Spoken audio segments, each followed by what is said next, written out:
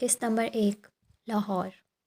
تاریخ تھی 5 اپریل، شہر تھا اسلام آباد کا اور وقت تھا صبح 8 بجے کا۔ ہماری کہانی ایک غیر متوقع فون کال سے شروع ہوتی ہے جو اس وقت صبح کیف جمال کو موصول ہوئی تھی۔ کیف ان دنوں بے روزگار اور ناکام انٹرپرینور کی طرح دن چڑھے تک سویا کرتا تھا اور دوپہر سے فجر تک کام کی تلاش میں لیپ ٹاپ کے سامنے بیٹھا کرتا تھا۔ اس وقت بھی وہ گہری نیند میں تھا جب گھنٹی بجی۔ اس نے سوئے ہوئے دماغ کے ساتھ فون کان سے لگایا۔ غیر شناسا نمبر تھا اور آواز خشک۔ کوئی ادھیڑ عمر مرد تھا جو اسے بتا رہا تھا کہ اس کا باس جو حال ہی میں برطانیہ سے آیا ہے اس سے ملنا چاہتا ہے۔ اس کے پاس کیف کے لیے ایک جاب آفر ہے۔ کون ہیں آپ؟ آپ کے باس؟ وہ جمائے لیتے ہوئے اٹھ بیٹھا، آنکھیں مسلیں، وقت دیکھا۔ ماہر فرید۔ مگر میں کسی ماہر فرید کو نہیں جانتا۔ جان جاؤ گے۔ ادھیڑ عمر آدمی نے کال کاٹ دی۔ تقریباً 1.5 گھنٹے بعد کیف اوبر میں سوار اس لوکیشن کی طرف جا رہا تھا جو اس نامعلوم شخص نے بھیجی تھی۔ راستے میں اس نے گوگل کا سہارا لے کر ماہر فرید کو کھوجنا چاہا۔ ویسے تو بہت سے لوگ تھے اس نام کے، لیکن انگلینڈ سے تعلق رکھنے والا ماہر فرید اسے ایک ہی ملا۔ اس کا کوئی سوشل میڈیا اکاؤنٹ نہیں تھا، بس ایک فیس بک گروپ پر اس کا تذکرہ نظر آیا جو کہ اس کی کاؤنٹی کے چند رہائشیوں کے کمنٹس کی شکل میں تھا۔ کیف دلچسپی سے پڑھے گیا۔ معلوم ہوتا تھا کہ ماہر فرید کسی معروف کاروباری شخصیت کا بیٹا تھا اور اس کو کوئی ذہنی عارضہ لاحق تھا۔ چند برس قبل اس کے ماں باپ نے اسے ذہنی امراض کے ایک انسٹیٹیوشن میں داخل کروایا تھا اور وہ ایک مدت تک وہاں زیر علاج تھا۔ یہاں تک کہ پڑھ کے کیف کا دل عجیب سا ہونے لگا، لیکن اگلی معلومات زیادہ چونکا دینے والی تھی۔ کسی نے گوسپ کے انداز میں لکھا تھا کہ جن دنوں ماہر زیر علاج تھا اس کے باپ نے ماہر کو اپنی جائیداد سے بے دخل کرنے کا اعلان کر دیا تھا اور وہ سب کچھ اپنی بیٹی کے نام چھوڑنے چاہتے تھے۔ ابھی وصیت کو قانونی شکل نہیں دی گئی تھی جب ایک کار کریش میں اس کے والد کا انتقال ہو گیا۔ ان کی وفات کے بعد ماہر کی ماں بہن ملک چھوڑ کر چلے گئے اور نہ جانے کیسے ماہر فرید کے ڈاکٹرز نے اسے کلیئر قرار دے کر ڈسچارج کر دیا۔ یوں وہ واپس اپنے گھر آ گیا اور یقیناً اب وہ اپنے ماں باپ کے تمام اثاثوں کا مالک تھا۔ یہ خبر 2 برس پرانی تھی۔ کیف نے مزید سرچ کرنا چاہا لیکن اس کے علاوہ انٹرنیٹ پہ اس شخص کا کوئی نام و نشان نہ تھا۔ ہوٹل آ چکا تھا۔ یہاں ملاقات طے کی گئی تھی۔ ایک لمحے کے لیے کیف جمال کا دل چاہا کہ وہ واپس پلٹ جائے، لیکن کیا معلوم یہ کوئی اور ماہر فرید ہو۔ ایک دفعہ ملنے میں کیا حرج ہے۔ چند منٹ وہ لفٹ میں سوار تھا جو اسے 4تھے فلور کی طرف لے جا رہی تھی۔ شاید مجھے بہتر حلیے میں آنا چاہیے تھا۔ آئینے میں اپنے عکس کو دیکھتے ہوئے اس نے سوچا۔ کیف ایک خوش شکل شخص تھا، البتہ اس کا حلیہ بے پرواہ سا تھا۔ ماتھے پر بکھرے بال، بڑھی ہوئی شیو، جینز کے نیچے سفید جاگرز جو مٹیالے ہو چکے تھے، پوری آستین کی چیک والی شرٹ جس کے بٹن کھلے تھے اور نیچی پہنی سفید شرٹ جھلکتی تھی۔ اس نے بالوں میں ہاتھ پھیر کے انہیں درست کرنا چاہا مگر کوئی فائدہ نہیں تھا۔ 4تھے فلور پہ وہ لفٹ سے نکلا تو اس کے سامنے مرمری راہداری تھی۔ فاصلے فاصلے پر کمروں کے دروازے تھے۔ کیف نے گردن اٹھا کے ہوٹل کی شان و شوکت کو دیکھا۔ یہاں رہائش پذیر انسان کو اس سے کیا کام ہو سکتا تھا۔ کیف جمال ایک ناکام انٹرپرینور ہونے کے علاوہ ایک ایونٹ فوٹوگرافر بھی تھا جس کو لوگ عموماً انسٹاگرام یا فیس بک کے ذریعے ہائر کرتے تھے۔ اس جیسے اس شہر میں سینکڑوں دوسرے فوٹوگرافرز بھی تھے، پھر ماہر فرید نے اسے ہی کیوں بلایا؟ کمرے کا دروازہ ایک ادھیڑ عمر شخص نے کھولا۔ وہ بادامی رنگ کے سوٹ میں ملبوس تھا اور اس کے بال اتنے سفید تھے کہ سلور لگتے تھے۔ اس نے اسپاٹ تاثرات کے ساتھ سر سے پیر تک کیف کا جائزہ لیا، پھر خوش آمدید کہہ کے راستہ چھوڑ دیا۔ وہ آواز سے پہچان گیا، یہ وہی شخص تھا جس نے اسے کال کی تھی، ماہر فرید کا مینیجر۔ کیف تیز ہوتی دھڑکنوں کے ساتھ اندر داخل ہوا۔ سویٹ کافی وسیع اور شاندار تھا، سارے میں لیوینڈر اور موتی کی خوشبو پھیلی ہوئی تھی۔ دیوار گیر کھڑکی کے پردے ہٹے ہوئے تھے اور باہر پھیلی روشن صبح دکھائی دیتی تھی۔ کھڑکی کے آگے رکھے بڑے صوفے پر ایک آدمی ٹانگ پہ ٹانگ جمائے بیٹھا تھا۔ وہ مسکراتے ہوئے کیف کو اندر آتے دیکھ رہا تھا۔ گرے پینٹ اور سفید شرٹ میں چارکول ویسٹ کوٹ پہنے وہ ایک بازو صوفے کی پشت پر پھیلائے ہوئے تھا۔ وہ اس کی توقع سے زیادہ جوان اور وجیح تھا۔ کلین شیو چہرہ، جیل سے سیٹ بال اور پرکشش آنکھیں۔ نہ چاہتے ہوئے بھی کیف کا دل مروبیت سے بھر گیا۔ اس نے جس طرح کے ایک شخص کا خاکہ ذہن میں بنایا تھا، یہ آدمی اس سے کہیں مختلف اور شاندار تھا۔ آؤ کیف، میں تمہارا ہی انتظار کر رہا تھا۔ بے تکلفی سے مسکرا کے ماہر فرید نے خالی صوفے کی طرف اشارہ کیا۔ ٹانگ پہ ٹانگ جما کے بیٹھنے سے ماہر کا ایک بوٹ فضا میں تھا۔ اس بوٹ کی سیاہ چمکیلی سطح پر کیف کا عکس نظر آ رہا تھا۔ آپ یقیناً ماہر فرید ہیں، وہ سنجیدگی سے کہتے ہوئے بیٹھا۔ دونوں کے درمیان شیشے کی میز تھی جس پر لیدر کور والی بھوری ڈائری رکھی ہوئی تھی۔ کچھ تھا اس کمرے میں، فضا میں، جو اعصاب پر سوار ہوتا تھا۔ لیوینڈر اور موتی کی خوشبو اب محسوس نہیں ہو رہی تھی۔ خاموش کمرے میں واحد آواز ماہر فرید کے ناخنوں سے آ رہی تھی، جنہیں وہ صوفے کے حد سے عادتاً رگڑ رہا تھا۔ کیف نے فیصلہ کر لیا تھا کہ وہ اس شخص کی امارت اور وجاہت کے روپ میں بالکل نہیں آئے گا۔ کھنکار کے پوچھا، آپ مجھ سے کس سلسلے میں ملنا چاہتے تھے؟ تمہیں کیا لگتا ہے میں تم سے کیوں ملنا چاہتا تھا؟ اس کی آنکھوں میں جھانک کے پوچھنے لگا۔ میں ایک فوٹوگرافر ہوں اور مجھے لوگ فوٹوگرافی کے لیے بلاتے ہیں، اس نے سادگی سے جواب دیا۔ ماہر صوفے کے پشت سے بازو ہٹایا اور دونوں ہاتھ باہم پھنسا لیے۔ نظریں ہنوز اس کی آنکھوں پر جمی تھیں۔ صرف فوٹوگرافر؟ اس نے دائیں سے بائیں گردن ہلائی۔ تم ایک انٹرپرینور بھی ہو، ناکام انٹرپرینور۔ تم نے اپنا بزنس شروع کیا تھا، بلکہ ایک نہیں، تم نے بہت سے کام شروع کر کے چھوڑے ہیں، بہت سی نوکریاں بھی کی ہیں۔ کیف نے چونک کے اسے دیکھا، پھر مینیجر کو۔ یہ بات غیر متوقع تھی، اس کے ابرو اٹھ گئے۔ آپ میرے بارے میں اتنا سب کچھ کیسے جانتے ہیں؟ زیادہ نہیں جانتا۔ ماہر پیچھے کو ہوا اور کندھے بے پرواہی سے اچکائے۔ ناخن پھر سے صوفے کے حد سے رگڑنے لگا۔ بس اتنا معلوم ہے کہ تمہارا آخری کاروبار نہ صرف ناکام ہوا ہے، بلکہ اس نے تمہیں بہت سے قرضوں میں ڈبو دیا ہے۔ اب حال یہ ہے تمہارا کیف کہ جن لوگوں کے پیسے تم نے ڈبوئے تھے وہ تمہاری جان کو آئے ہوئے ہیں۔ ان میں سے تمہاری بہن کا شوہر بھی ہے، اور تمہاری فیملی لائف اس بات سے کتنی متاثر ہو رہی ہوگی میں سمجھ سکتا ہوں۔ کیف کے ماتھے پر شکن پڑی، جسم کے سارے اعصاب تن گئے۔ آپ لوگ مجھ سے کیا چاہتے ہیں؟ اس نے باری باری ان دونوں کو دیکھا۔ میں تمہاری مدد کرنا چاہتا ہوں۔ ماہر فرید اس کی آنکھوں میں جھانک کے مسکرایا۔ اسے انٹرنیٹ پہ پڑھی باتیں یاد آئیں کہ کیا یہ ایک سائیکوپیتھ ہے؟ کیسے؟ وہ پوچھنا چاہتا تھا کیوں، لیکن منہ سے پھسل گیا کیسے؟ کیا وہ مدد کے لیے اتنا بے تاب تھا؟ میرے پاس تمہارے لیے ایک جاب آفر ہے۔ کیف کے اندر کسی نے سرگوشی کی۔ ابھی بھی وقت ہے، یہاں سے بھاگ جاؤ کیف، ورنہ تم کسی مصیبت میں پھنس جاؤ گے۔ لیکن وہ نہیں بھاگ سکا، مجبوریوں نے اس کے قدم زنجیر کر رکھے تھے۔ اسے اس پر اسرار شخص کی آفر سننی پڑی۔ اگر تم چند ماہ تک میرے لیے کام کرو تو میں تمہارے سارے قرضے بھی اتروا دوں گا، اور اگر تم دوبارہ کاروبار سیٹ کرنا چاہو تو میں تمہاری مدد کروں گا۔ یہ میرے لیے کچھ مشکل نہیں ہے، اتنا تو تم میرے بارے میں جان چکے ہو۔ اس کے لہجے کی ہمدردی بھی کیف کو مصنوعی لگی، کچھ ناقابل اعتبار سا تھا اس کے چہرے میں۔ مجھے کیا کرنا ہوگا؟ ماہر فرید کے چہرے پر بھی بھرپور مسکراہٹ آ گئی۔ اس نے ایک گہری سانس باہر کو خارج کی۔ بالآخر اس نے میز پہ رکھی بھورے لیدر کور کی ڈائری اٹھائی، 2 انگلیوں سے ڈائری کے اندر سے ایک تصویر نکالی اور سامنے رکھی۔ کیف نے نظریں جھکا کے دیکھا۔ یہ ایک لڑکی کی تصویر تھی، چہرے کا کلوز اپ۔ وہ مسکرا رہی تھی، اس کی آنکھیں سبز تھیں اور بھورے بال ڈھیلے جوڑے میں بندھے تھے۔ یہ ایک بے داغ شفاف سا چہرہ تھا، ایسے چہرے انسان ہر روز نہیں دیکھتا۔ تم اس لڑکی کو جانتے ہو؟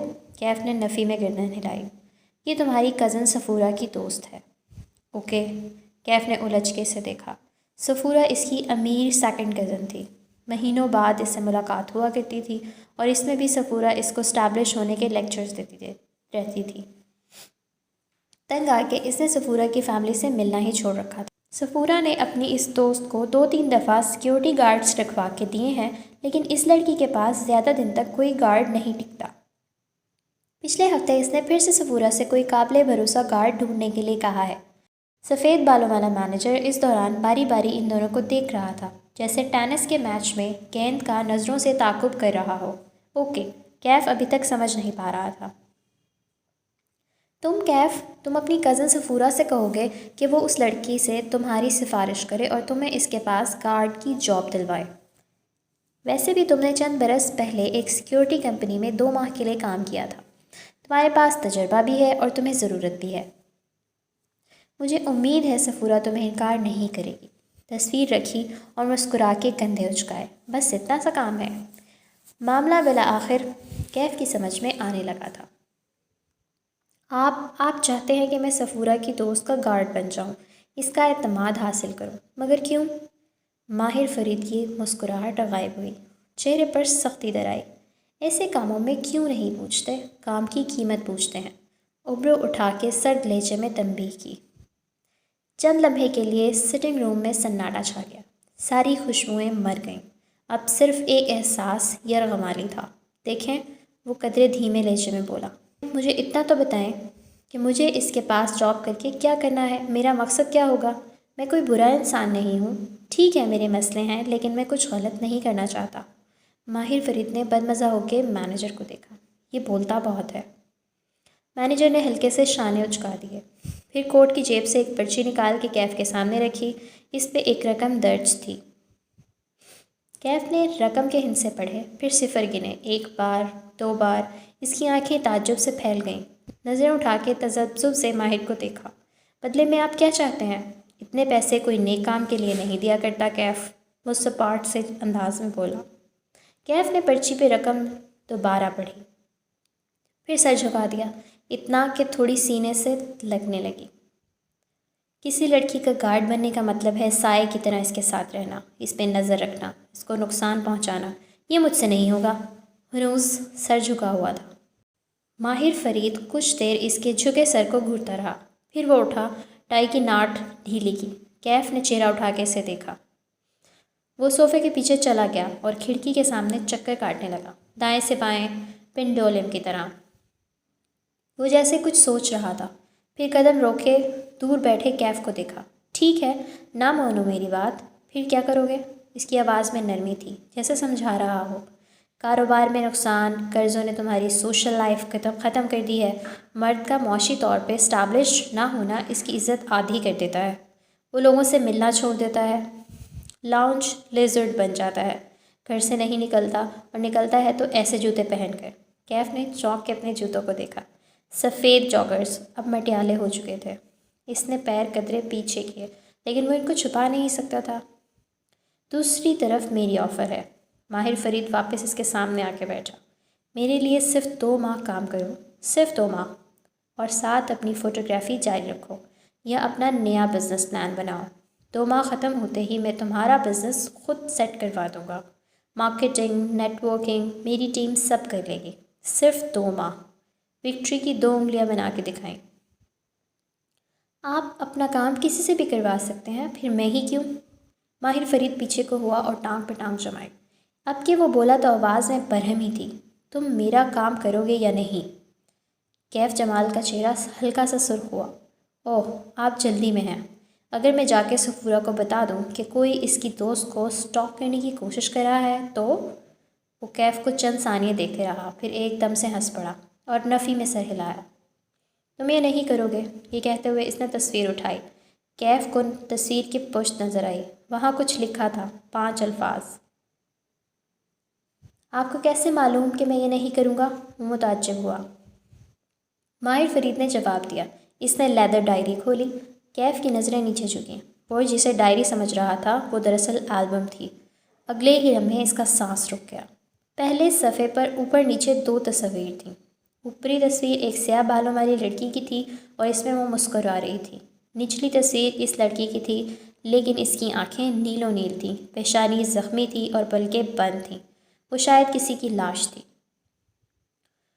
وہ آہستہ آہستہ صفحے پلٹنے لگا۔ ہر صفحے پر اوپر ایک لڑکی کی زندگی سے بھرپور تصویر ہوتی اور نیچے زخمی یا لاش جیسی تصویر۔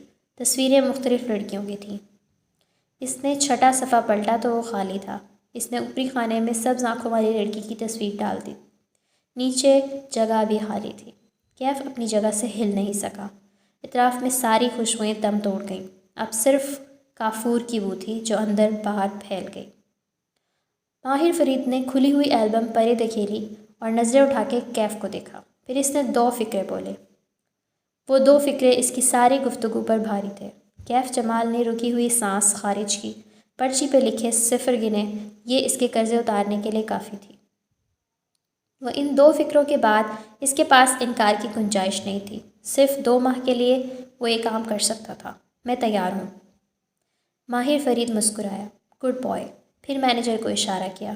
اس نے جیب سے ایک پھولا ہوا لفافہ نکال کے کیف کے سامنے رکھا۔ یہ کام کے علاوہ ہے، صرف اس لیے کہ تم نئے جوتے خرید سکو۔ آئندہ کسی ورکنگ میٹنگ پہ ایسے جوتے پہن کے مت آنا۔ نرمی سے تنبیہ کی۔ اب تم جاؤ، مالک تم سے خود رابطہ کرے گا۔ سفید بالوں والے کی طرف اشارہ کیا۔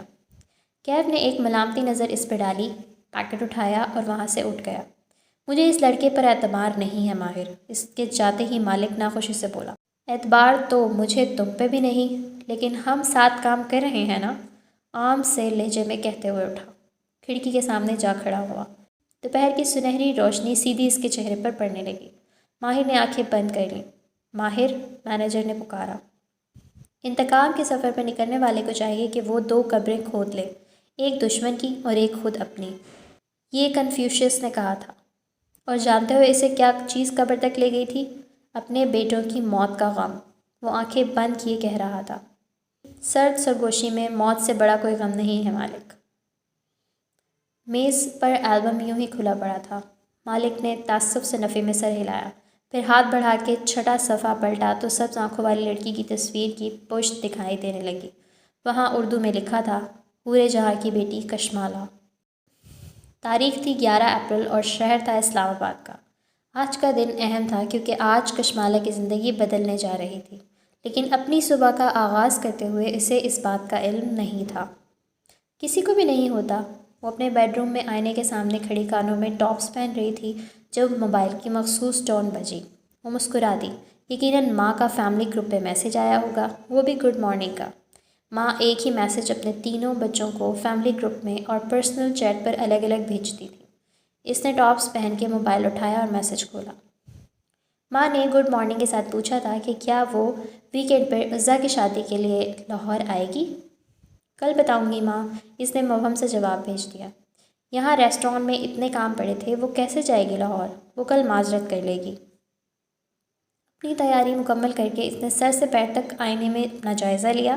اس نے نیوی بلو لمبی قمیض کے ساتھ ہم رنگ دوپٹہ کندھے پر ڈال رکھا تھا۔ بین گلے تک گردن میں پہنا ننھا سا ڈائمنڈ لاکٹ چھلک رہا تھا۔ پیروں میں زرد ہائی ہیلز تھیں۔ لمبے بھورے بال فرینچ جوڑے میں بندھے تھے۔ بیضوی چہرہ گلابی سفید سا تھا، جیسے عموماً پٹھان لڑکیوں کا ہوتا ہے۔ آنکھیں سبز تھیں جن کے گرد لائنر لگا تھا، جیسے سیاہ پیالے میں سبز پانی ہو۔ اس نے چہرہ دائیں بائیں گھما کے دیکھا۔ سکن بے داغ تھی، کوئی ایک پمپل بھی نہ تھا۔ اس نے جوڑے سے 2 لٹیں نکالیں اور انگلی سے رول کر کے چھوڑ دیں۔ وہ چہرے کے دونوں اطراف میں لٹک گئیں۔ اپنے عکس کو دیکھ کر مسکرائی۔ وہ کام پر جانے کے لیے تیار تھی۔ ماں ہوتی تو کہتی ان کی کوئی بیٹی حسن میں ان پر نہیں گئی۔ کہاں اپنے زمانے کی حسین ترین حورِ جہاں بیگم اور کہاں ماں بینا اور کشمالہ۔ ایک تو ماں کی ججمنٹل آواز ہمیشہ ذہن کے پس منظر میں گونجتی تھی، چاہے سارا زمانہ کہے کہ ماہی ماں بینا اور مالا کشمالہ جیسا کوئی حسین نہیں، ماں نے نہیں ماننا تھا۔ وہ ماں کو یاد کر کے زیر لب مسکراتی ہوئی کھڑکی تک آئی۔ کھڑکی میں 3 ننھے گملے رکھے تھے۔ کونے میں رکھی ورک ٹیبل سے زرد ہینڈ بیگ اٹھایا اور لیپ ٹاپ اٹھایا۔ بیرونی دروازے تک بڑھی، تبھی نگاہ میں کچھ کھٹکا۔ کشمالہ کے قدم زنجیر ہوئے، گردن دھیرے سے دائیں جانب موڑی۔ دیوار گیر بک شیلف پہ ایک موٹی سی کتاب کی جگہ خالی تھی۔ کشمالہ کی نگاہوں سے نیچے میز تک کا سفر کیا۔ وہاں ایک تبیض ڈکشنری رکھی تھی۔ یہ شیلف سے نیچے کیسے آئی؟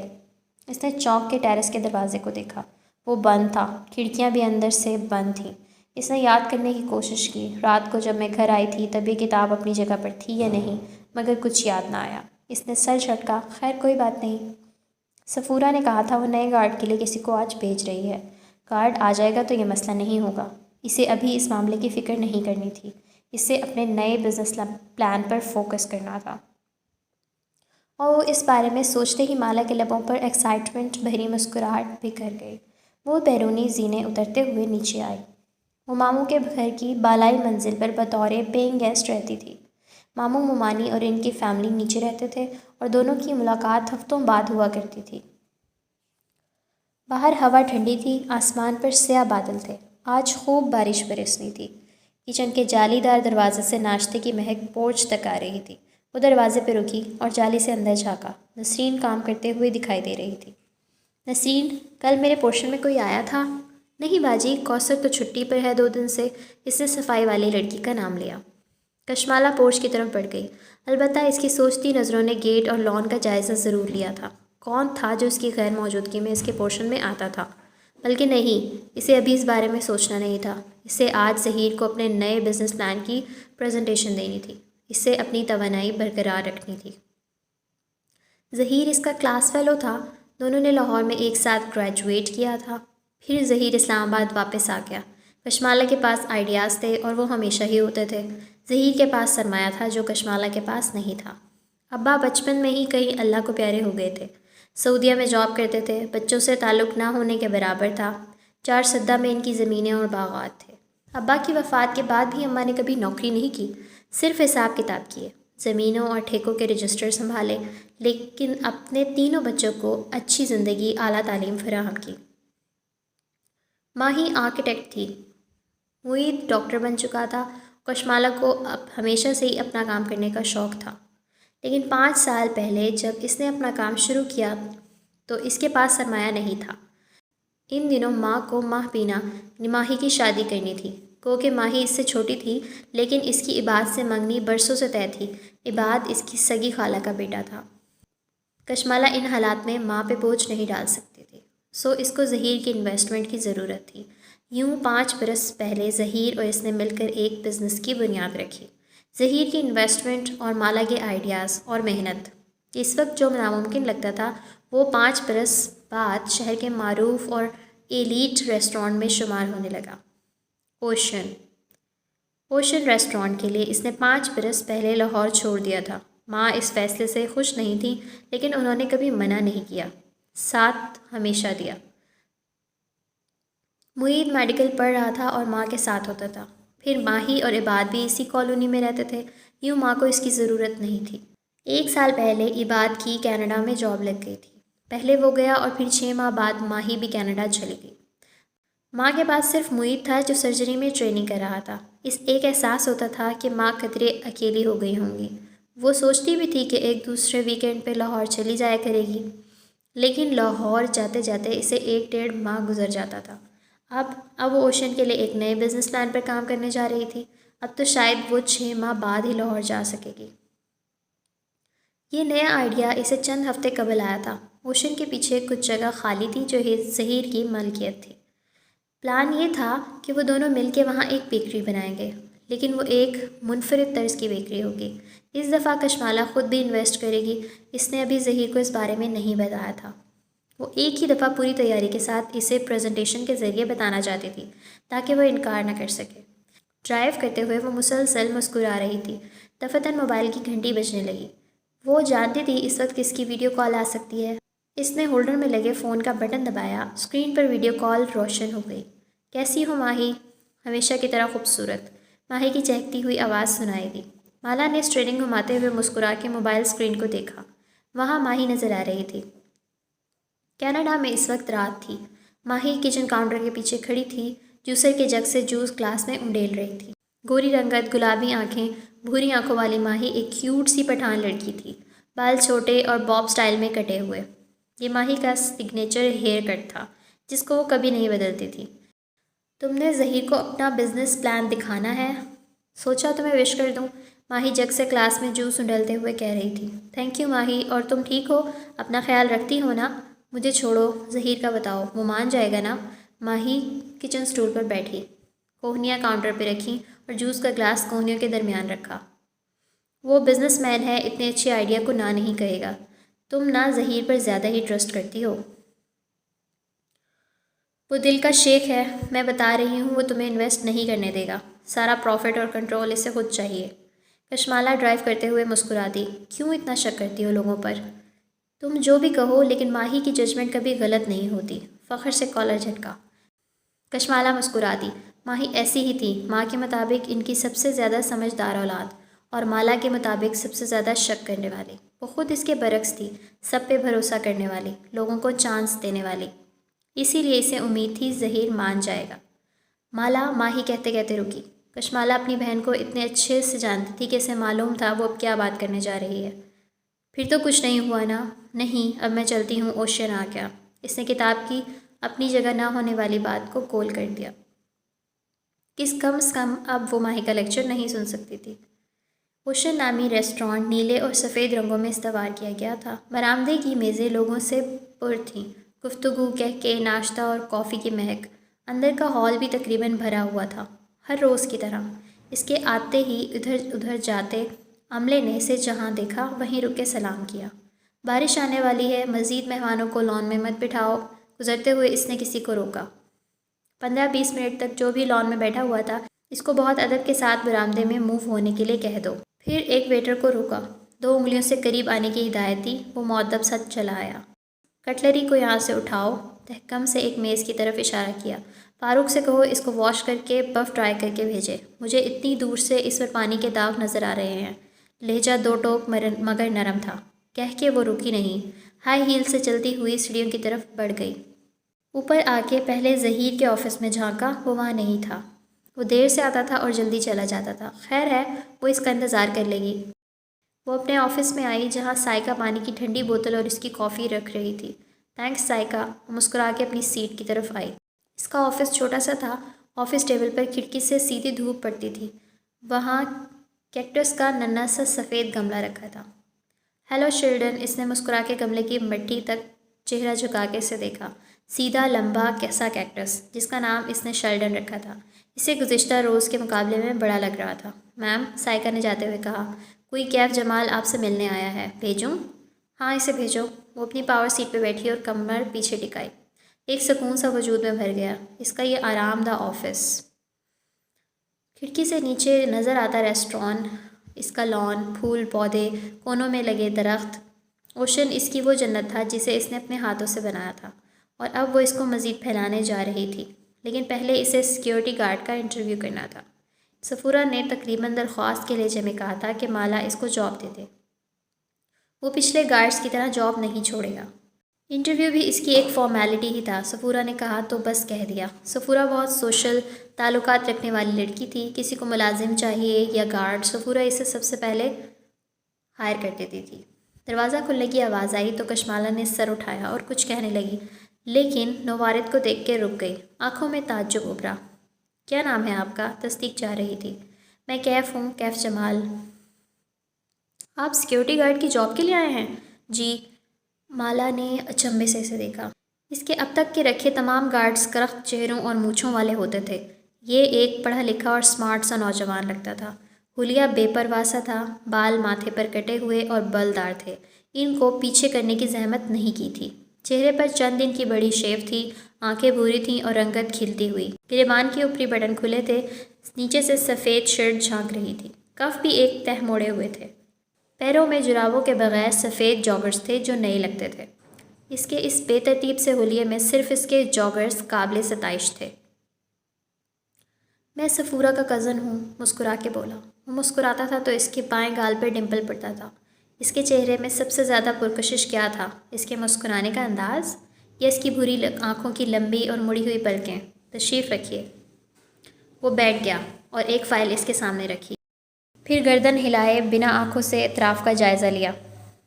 آفس چھوٹا سا تھا، 3 دیواریں سفید تھیں، چوتھی دیوار پر جنگل کے اونچے درخت پینٹ کیے گئے تھے۔ جگہ جگہ منی پلانٹس اور انڈور پودوں کے گملے رکھے تھے، ان کی خوشبو کافی کی مہک میں مکس ہو گئی تھی۔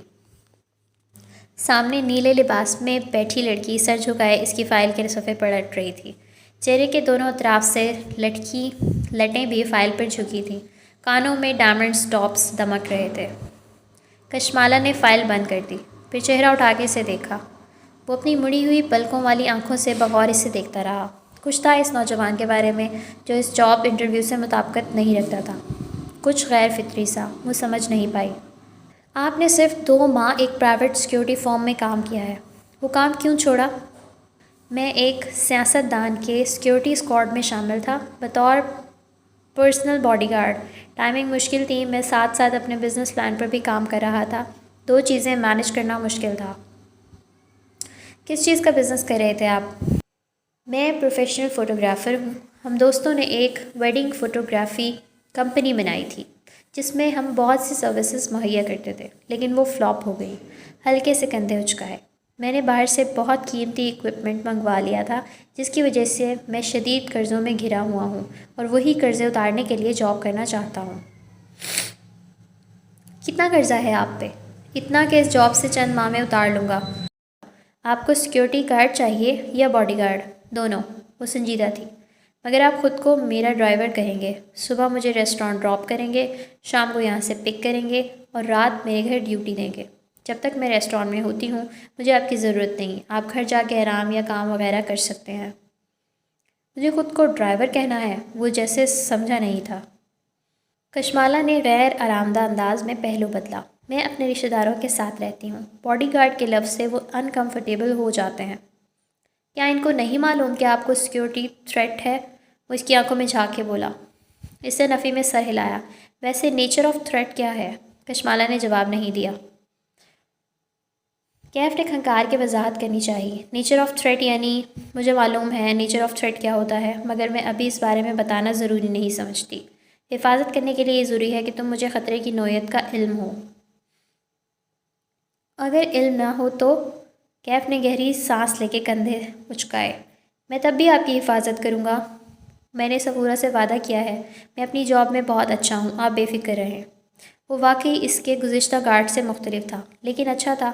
اس کے بات کرنے کے انداز سے ایک احساس تحفظ تھا۔ اس کے تنے اعصاب ڈھیلے پڑنے لگے۔